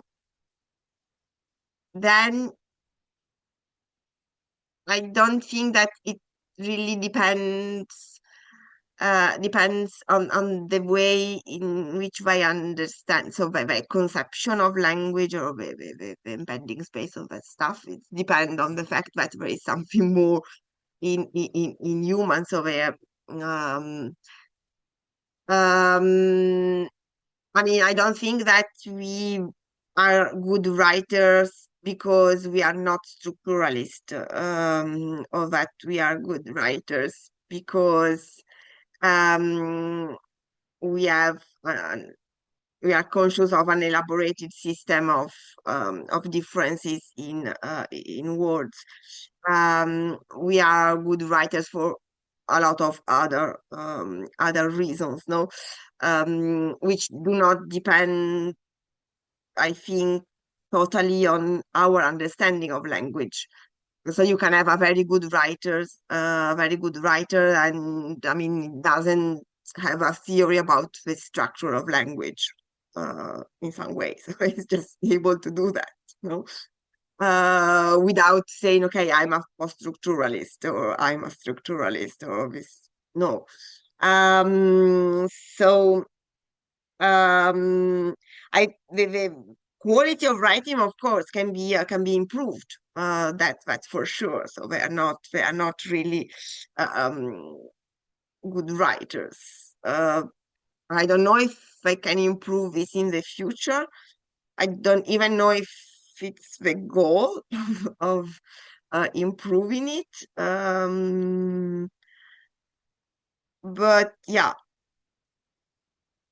so I think that we have to make the difference between, because between the way in which they understand language, they conceive language, and the way in which they perform linguistic acts, which are two different things. So we are really looking at how do they conceive language. We are not looking at what do they produce. So we will see also what the consider a little bit also the production, but there are a lot of factors which determines also the production, which are mostly political reasons and um, see, yeah, mostly political reasons, no, which are beyond the selection of ethics. Um, but I think that it's really important to make this distinction about how do I conceive language and what they write. So the way in which they conceive language for me is really original and is really interesting, and it does not correspond to any human theory about language. So there are similarities with different theories that we saw a little bit, but it does not correspond. It's a totally new view of language. So nobody thought of philosopher of linguistic thought about language as vectors in a vector space in that way. Nobody. So it's a totally new theory about language, which is not human. So non-human way of understanding language. Then the production, linguistic production, is really human, or maybe it's worse than a human production. And there are a lot of problems in what they write, etc., etc. So what they write is really standard result, but I'm interested in the way in which I understand language, which is totally new. So that's the point, I think.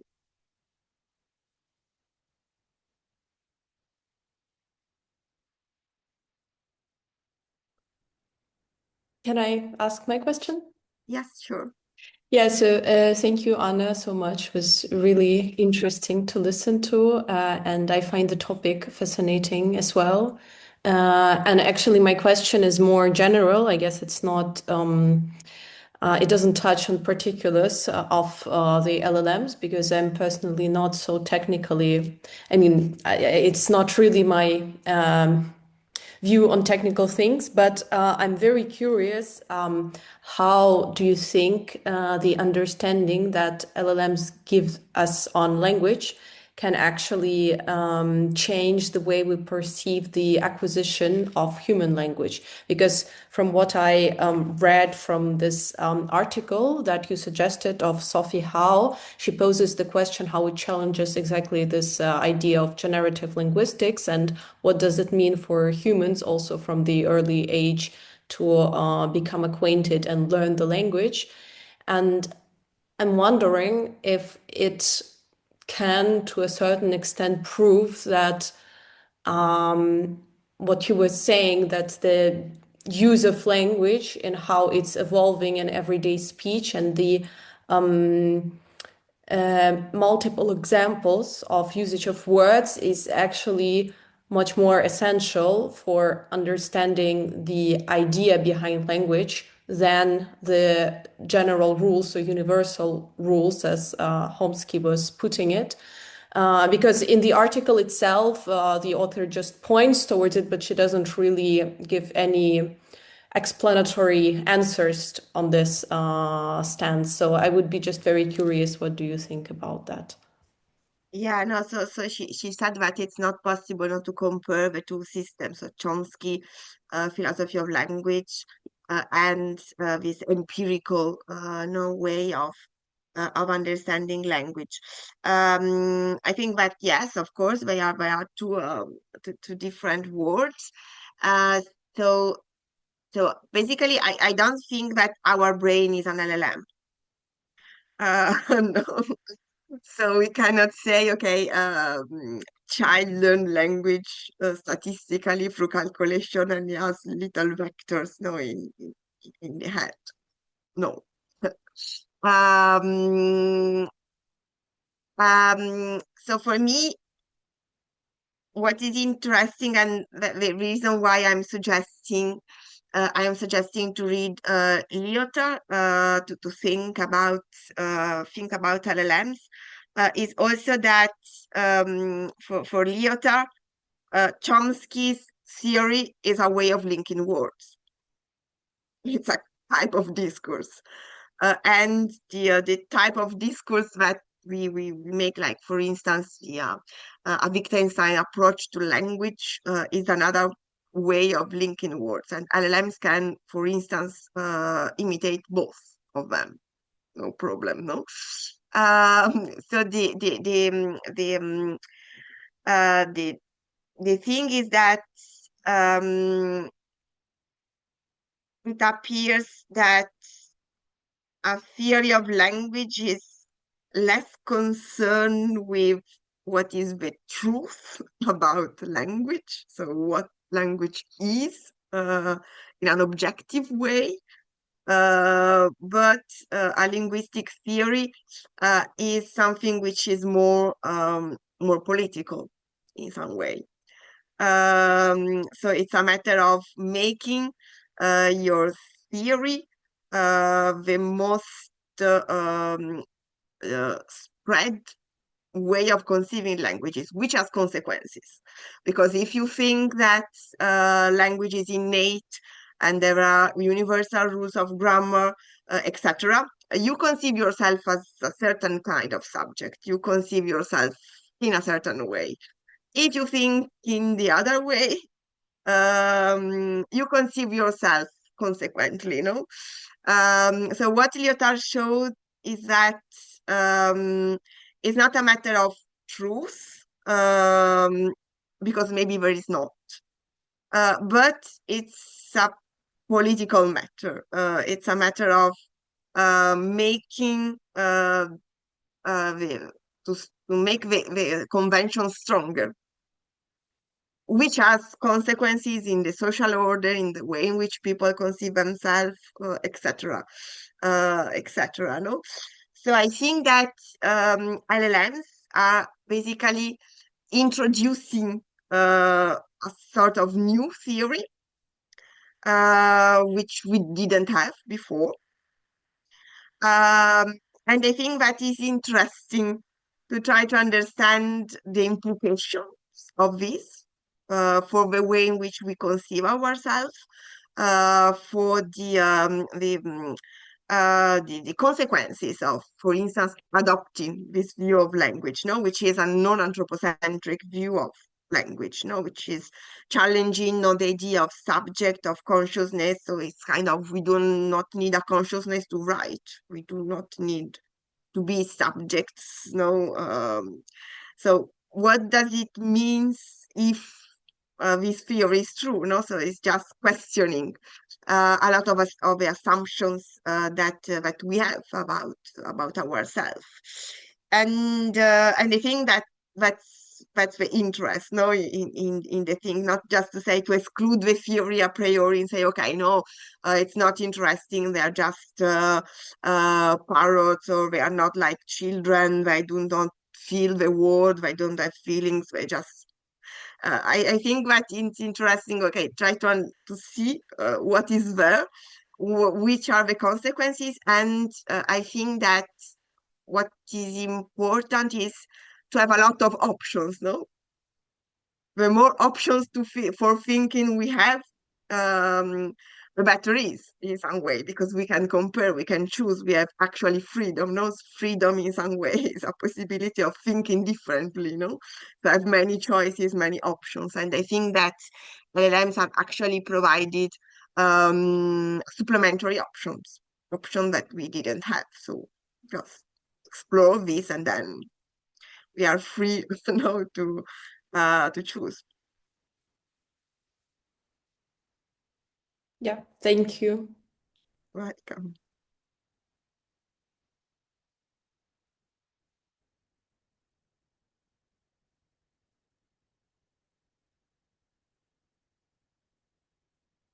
Okay, so if you don't have any other questions, I saw that you made a lot of comments, but I cannot read all them now.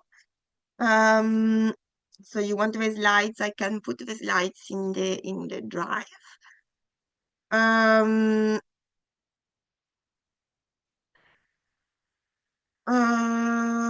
then of course a lot of technical questions. You want to ask some of the questions, or because I cannot answer to all this?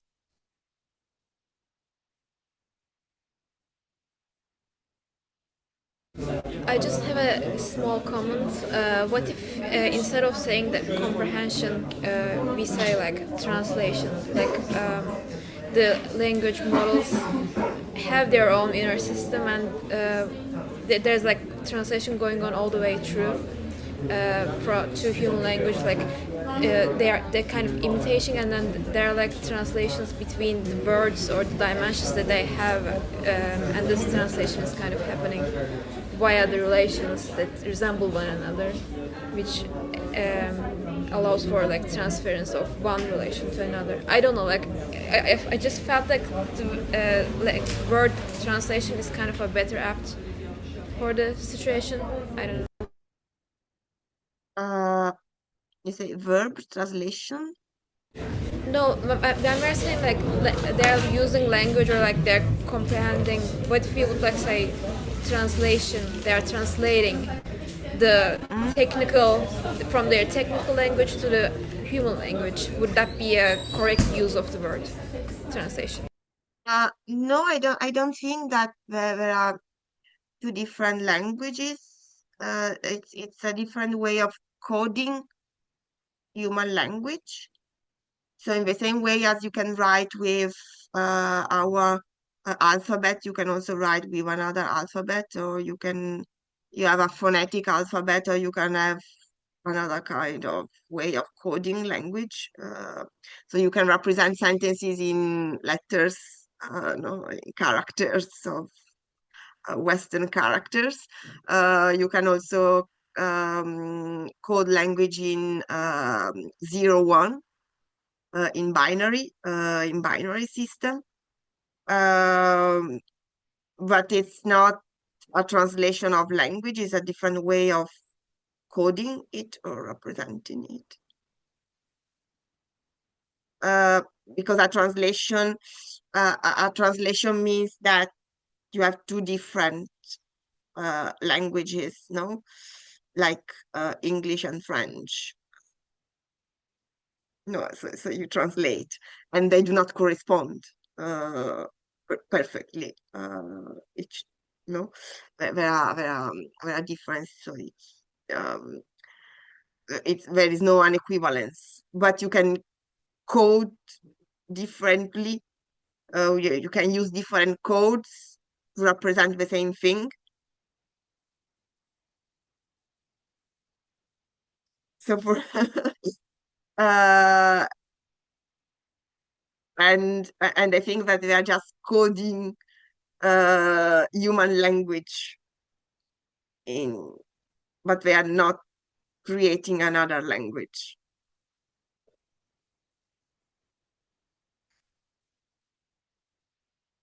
Can I ask one extra question as well? Just relating to, I'm really enjoying this. I'm still getting my head around a lot of it.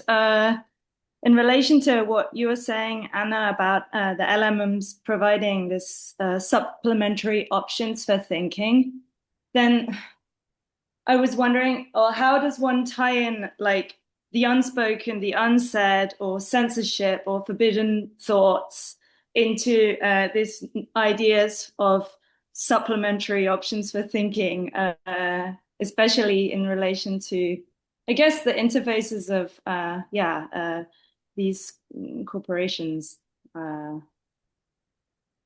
who create them.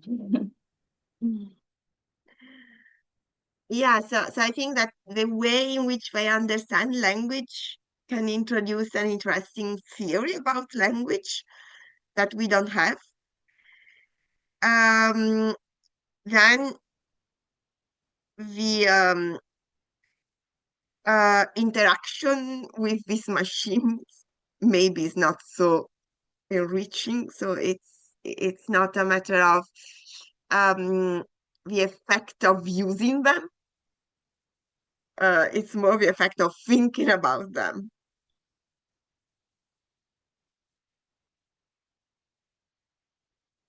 Yes, another question? As a kind of extension to that, I'm curious, like if we understand that the pre-training and the way that language exists in vector space is sort of like at a higher dimension than we can kind of like cognitively process, which is the sort of cascade of which is what provides a kind of interesting theory of an alternative mind that can be generative to consider, like this sort of like alien space that we can think about language existing within. I think that's the kind of like, not to use Lyotard incorrectly, but like the kind of inhuman space that you're referring to that can be interesting as a space of reflection. I'm wondering what you think about the influence of the kind of alignment that happens after the vector space, which I think is also sort of what was being touched on with some of the earlier questions, where these models are intentionally kind of like corralled into, I mean, Anthropic's words for it are like helpful, honest, harmless. You know, they use this kind of triple H as a way of corralling these models into a very specific set of biased frameworks that they see as being kind of like well within the interest of the engagement metrics, which is, I think, also kind of going back to Lucy's point about how these operate within a kind of like larger enterprise and commercial status. I took Brandon off the shelf because I was like thinking through how he opens with the normative pragmatics, and he talks a lot about the kind of delineation of the we. And part of me feels like that's a kind of interesting place to sort of approach reinforcement learning feedback, like through the way in which we kind of like decide who we are and what we want to see when we look at this reflection of ourselves in these models. And that we're naturally kind of like restricting their potential. Like they can't be mean. You know, they're taught not to be mean to us. And if we go back to the kind of history of cybernetics, there's people like Gordon Pask who like were intentionally building these machine interfaces or opportunities to engage with machines that could like get bored with us, that would intentionally kind of like disregard us if they found us to be uninteresting. So I think that that becomes a kind of interesting point to consider with how these models operate, their potential for producing novelty, how alignment through reinforcement learning feedback kind of like truncates their or corrals their opportunity to kind of be these alien interlocutors, which would be kind of generative. Because I think I agree very much that the kind of vector space that the language exists within is very alien because it's so high dimensional. Like I know Chomsky, he spoke a lot about like the speed at which language acquisition can happen at. Like LeCun talks about this as well.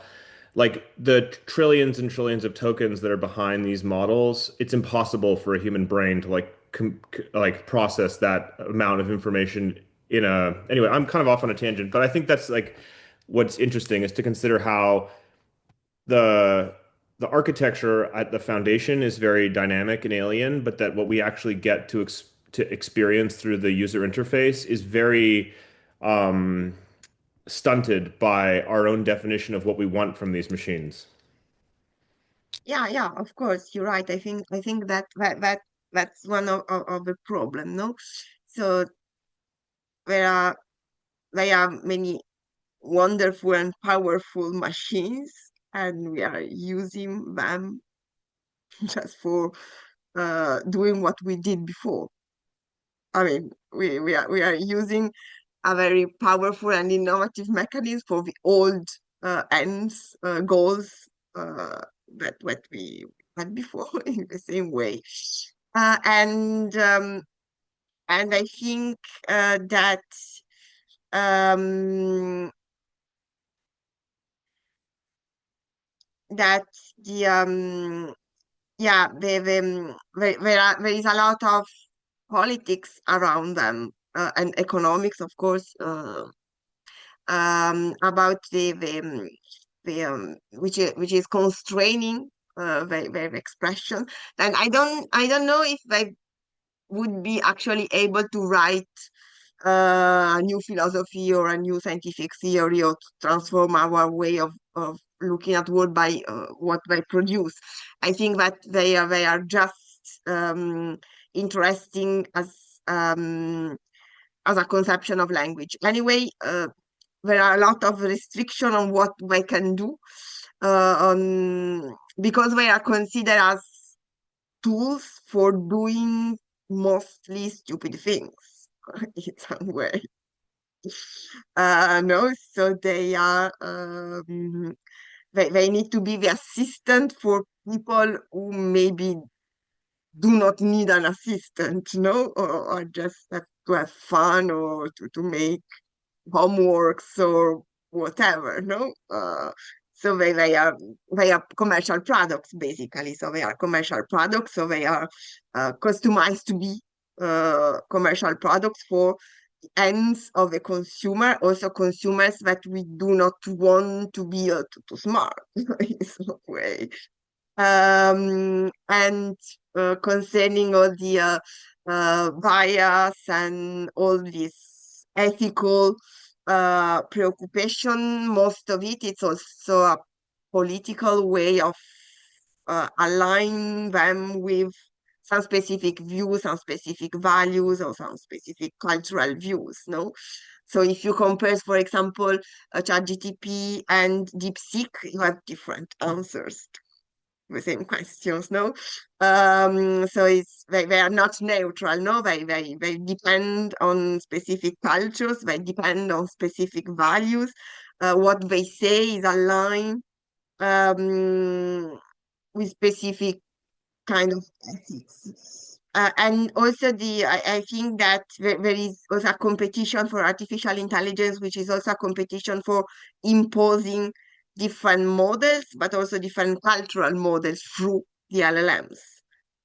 Because through the interaction with people, one can spread ways of expressing, way of conceiving, etc. No? So you can spread a culture through LLMs.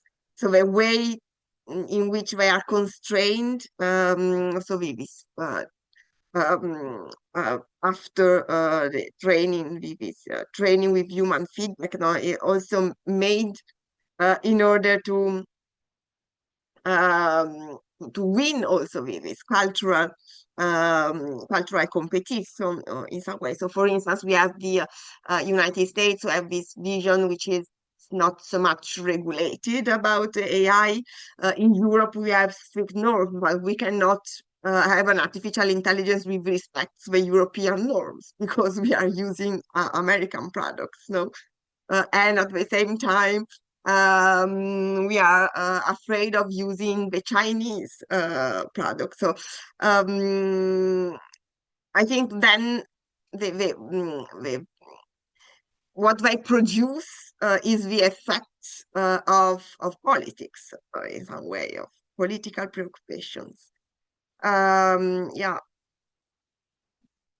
And yeah, for the moment, they are not allowed, I mean, to provoke strange faults in humans. They are made to let us be the average consumers that we are.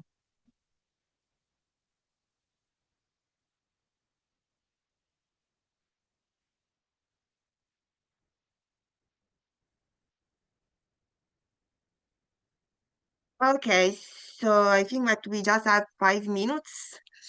So I just want to say a few words about the oral presentations and about the final essay.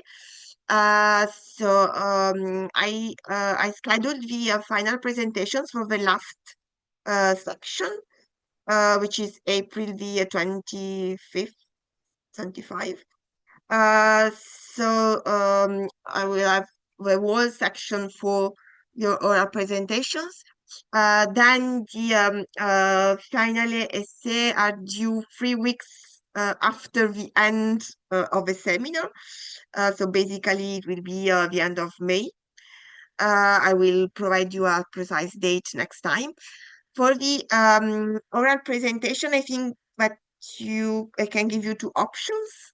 So one option is to choose a reading and to explore this reading, this reading, and of course to add some personal reflection to connect with this your personal preoccupation, your personal interest, because you are coming, or everybody's coming from a different background, I suppose. And the other option is to go deeper in some aspects of the some philosophical aspects. So, for instance, because we consider just a little bit of analytic philosophy, just very superficially. We made superficial comparison with analytic philosophy, superficial comparison with structuralism and with post-structuralism. So if somebody wants to go deeper in the relation, so to analyze, for instance, the relation between the understanding of language in LLMs and the understanding of language in Robert Brandom, you can do that. Or if you want to analyze the relation between LLMs and Derrida, you can do that. Or with another philosophy of language that I didn't mention, because there are, of course, other comparison which are possible. So this is the second option. So I would suggest to introduce just this your topic in the oral presentation. So just present a little draft which will be achieved for your final essay. So consider your oral presentation as a way for presenting a draft of your final essay, and you will get feedback in order to achieve, to complete the final essay. Then if you have any other ideas to make a work, a little research based on what we are doing in this seminar, you are also allowed to make the proposition, and let me see.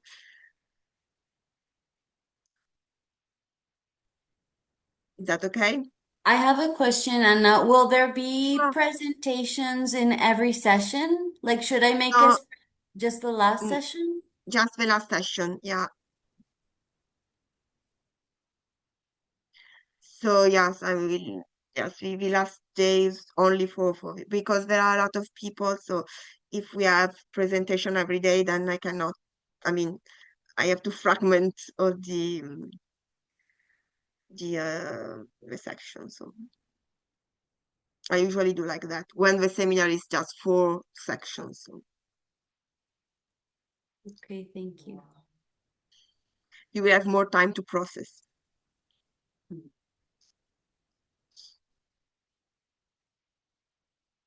Okay, so I think that we are okay. Yes, so the last session for presenting the draft. The last session, yes, you present your draft, you talk about your kind of research, your project for the final essay. Okay, and then if you have questions in the meanwhile, you can write me an email. And okay, so see you next week. Thank you. Thank you, Anna. Bye. Thank you, everybody. Thank you. Bye bye.